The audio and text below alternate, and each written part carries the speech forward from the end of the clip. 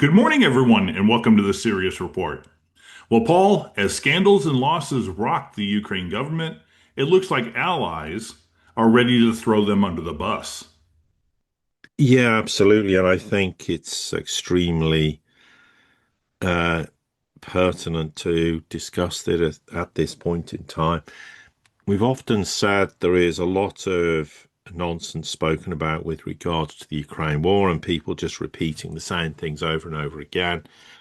And as though what happens on a battlefield makes any difference on a day-to-day basis, and it doesn't. But occasionally you will see developments and on face value, it might not seem obvious why these things come to pass when they do. And I think what's very telling in this regard is I don't think it's rocket science for anyone that to believe or understand that there's been massive corruption going on in Ukraine throughout the whole of the Ukraine war. And I'm not saying it wasn't going on before that, but there's no doubt that in very small, isolated ways, people have already had definitive proof that this was the case when, for example, there was areas where money was earmarked to fortify regions, and then people at some point suddenly turned up and went, "Well, why has this not happened? There's no fortification." So that's a drop in the ocean compared to the amount of money that has been misappropriated in many different ways.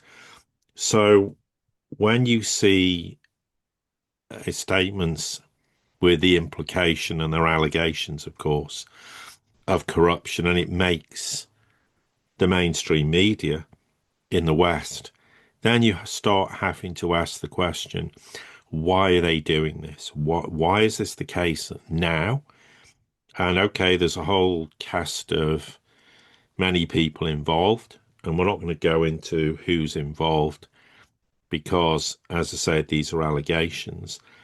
But basically, what it revolves around is that there was millions of dollars worth of kickbacks on protection for energy plants. And the NABU, which is the National Anti-Corruption Bureau of Ukraine, and the Specialized Anti-Corruption Prosecutor's Office, the SAPO, have alleged $100 million of graft in the energy sector by what is termed a high-level criminal organization. So the focus is on Energoatom, or however you pronounce it.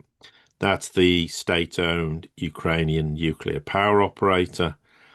And there is claims that uh, there was 10 to 15% kickbacks from this company's private subcontractors in return for keeping their contracts running. Now, there are also claims the NABU's carried out dozens of house searches and also hundreds and hundreds of hours of secret audio recordings as part of the investigation. Now, of course, the people or the claims that they're involved are at the highest level of government, or it includes those, and it centers around this long-standing close collaborator of Zelensky himself. Now, where this gets, for me, worse for Zelensky is the investigations being carried out by the very same anti-corruption institutions that Zelensky tried to shut down back in the summer before there was huge protests by the Ukrainian people that forced him to back down.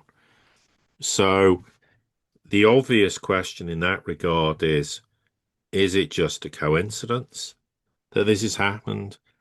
I mean, and it hasn't escaped the notice of people that Zelensky did try to curtail the independence of those two institutions.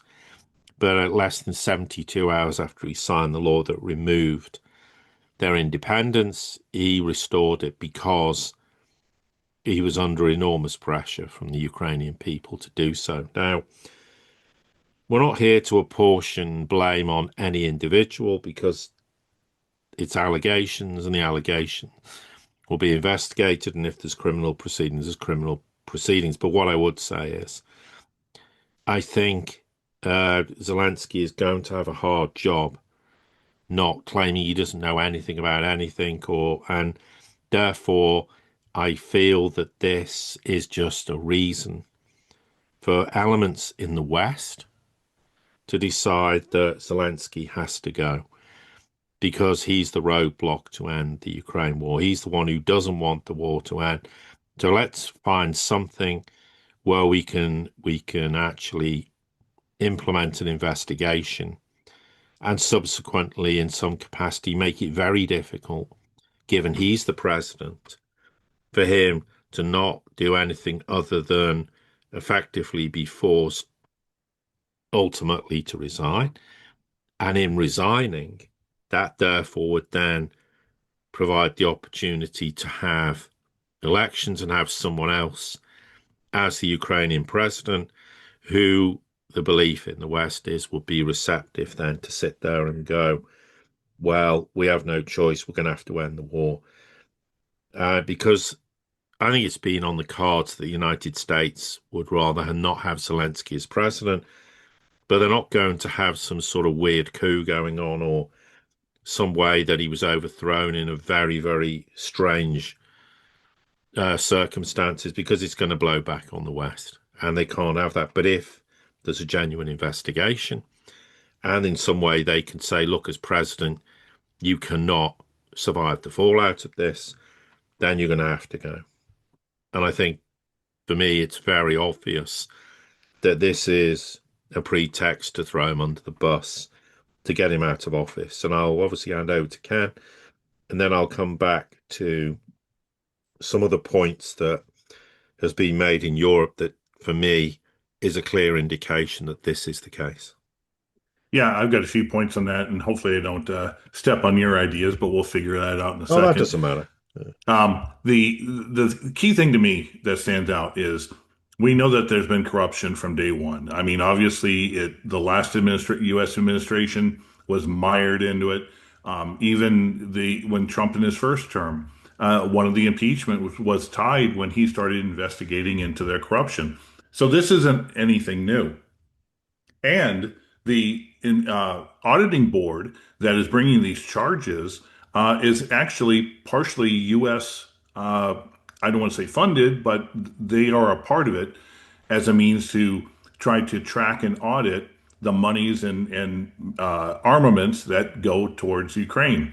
So with that aside, you're right. Having this corruption thing come up at this time, in many ways, it's a smokescreen that either the US and Europe or just Europe wants to use as a means to get the heck out of Dodge.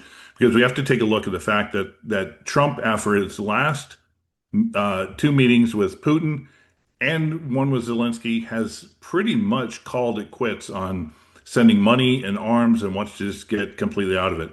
That leaves Europe isolated, and Europe is already bankrupt. And they desperately tried to steal or utilize Russia's frozen assets. That's really not gotten anywhere, at least nothing of substance. And you have to take a look into the fact that Russia has pretty much taken over Pokrovsk, their last line of defense. So since Ukraine has been focusing on using their drones to go after uh, energy refineries and such, and not putting it towards defending their front lines, you have to wonder too if the Ukrainian government has pretty much given up and is just trying to, leave carnage where they were before this whole thing ends. Yeah, exactly. Well, the thing I think is very telling is there were statements that came out from the Polish Prime Minister Tusk, who said that Europe's willingness to help Ukraine is sharply declining. And apparently there were statements saying that due to corruption in Kiev, it will now become much harder to convince partners to continue supporting Ukraine. So today's pro-Ukrainian youth enthusiasm is much lower both in Poland and in Europe. People are tired of the war, of all this, this cost of the war, and it's not easy to maintain support for Ukraine in its war with Russia. So this is another way where, if this indeed transpires to be the case, where Europe is throwing the Ukrainians under the bus too. And the reasons seem pretty obvious. The idea of utilizing Russia's frozen assets has massive legal implications that are very problematic. But also, as Russia's pointed out, if you steal our 140 billion, we've got double that tied up in Russia. We'll just take that. So we'll end up in profit. So be our guest. No problem. You know, if you do it to us, we'll do it to you, and you're going to be end up financially a lot worse off. So that's point one. The second point is the only other alternative to financing the Ukraine war is for the European countries to take a collective loan, and they just cannot afford to be mired with any more of this money because they're never going to get a dime back from Ukraine. Everyone knows that. So they're sat there going, we financially can't do this. The other point is they would have to get a sign off from all 27 European countries. And I think already Hungary and Slovakia are saying it's a no-go. We're not going to sign off. So if there's no money, then by February at the latest next year, Ukraine runs out of money in totality. It will have, so not only will its government cease to function, the entire country will collapse in a gigantic heap, but also there'll be no way of them fighting any war anyway. Then there's the issue, as Ken, you said, the United States has basically pulled the plug on everything.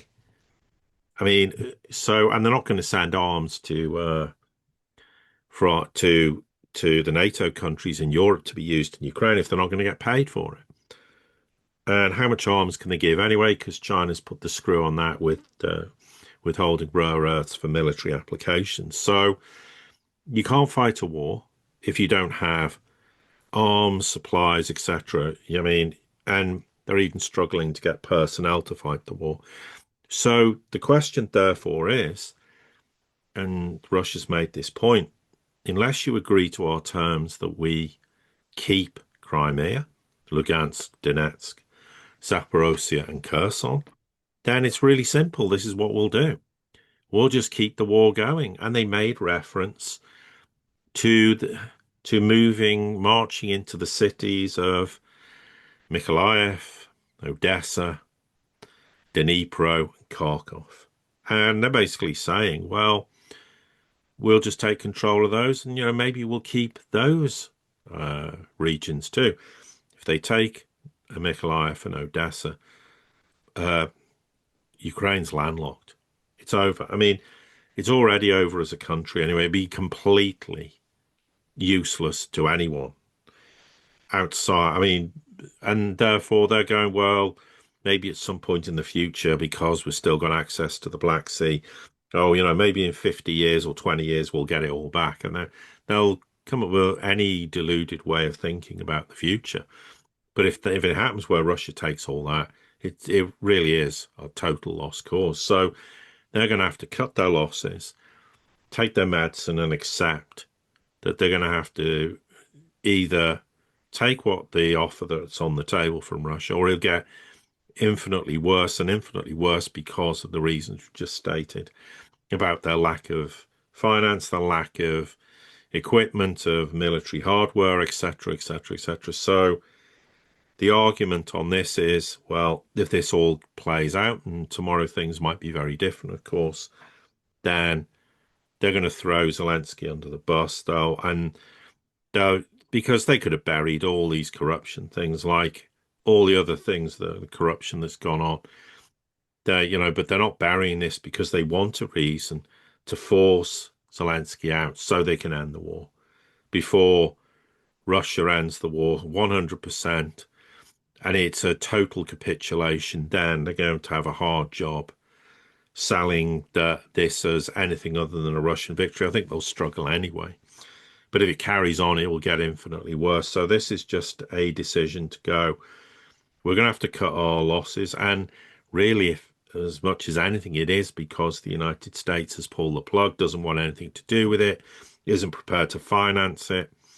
I mean, and therefore, Europe is in no position to do anything without the Americans. So they can sit there and protest as much as they want.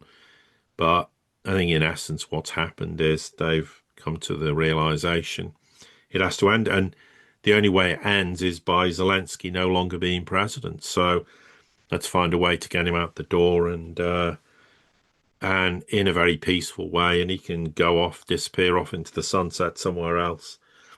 And then the war can end, and then we'll worry about what the hell happens after that.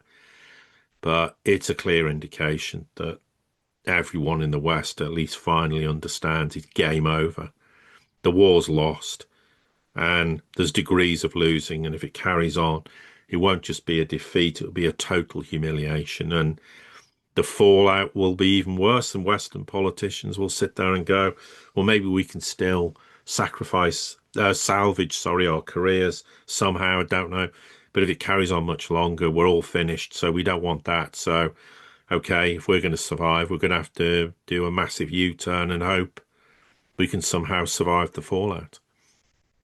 Yeah, that last point I think is very important because up to a certain point, many of these leaders, of course, they put their entire political capital into Ukraine. Well, in the meantime, over the last year and a half, their political standing and foundation has been crumbling. Whether it's movements within their own countries, or you're starting to see a number of different European countries that have had enough.